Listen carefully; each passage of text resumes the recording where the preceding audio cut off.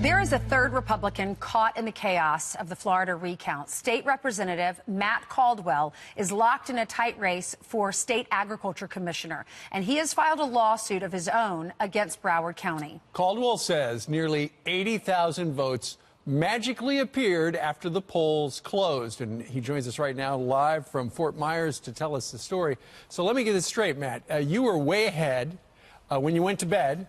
You got up the next day. 80,000 votes appear, and your opponent is in the lead.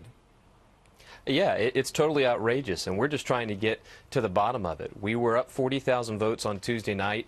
Based on what was reported, there was only 30,000 votes that could have possibly still come in from Broward. So we declared victory, go to bed, and over the next 4 days, they found 80,000 ballots, as you said. And every time we asked, where did they come from? Are they vote by mail? Are they early votes? Are they day of? No answers on Wednesday, Thursday, Friday. We finally had to file a lawsuit against them. And in fact, Ms. Snipes refused to be served with that lawsuit twice. It took us a third time finally on Saturday to serve it.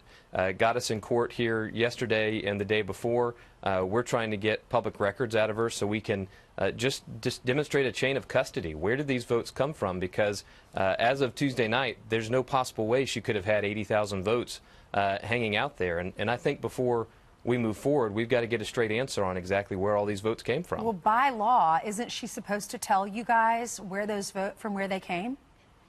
Exactly. If you go to any other supervisor in the state, 65 other offices can tell you which kind of vote it was, when it was cast, where it was cast, and what time it was reported. You're required to finish early votes at 7:30 on Tuesday night. You know, there's no more of those cast after Sunday. It's closed for 48 hours. She still had that line open until Saturday. How is that possible?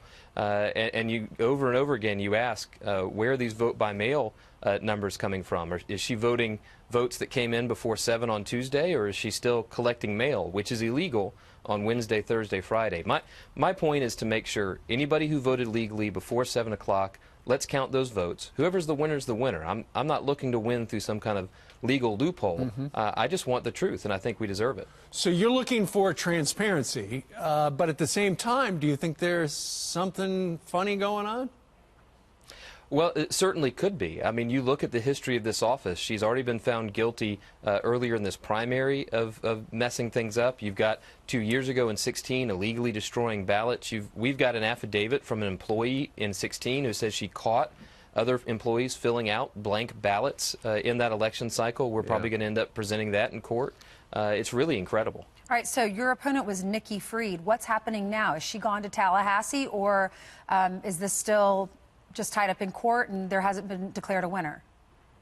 Well, this election doesn't get certified. The timeline is next Tuesday is when that's supposed to occur following the recounts, and we'll probably have a manual recount once the machine recount is done coming this Friday. But again, all of those steps really for me are impossible to contemplate because I haven't gotten a satisfactory answer about the origin of 80,000 ballots last week in Broward County, and that would directly affect the outcome of this race. That's really the answer we've got to get before we can move forward on any of these other questions. All right, he's a Republican, and he's running for Ag Commissioner down in the great state of Florida. Matt Caldwell, thank you very much for telling us. If you run again, you might need to move to a different county.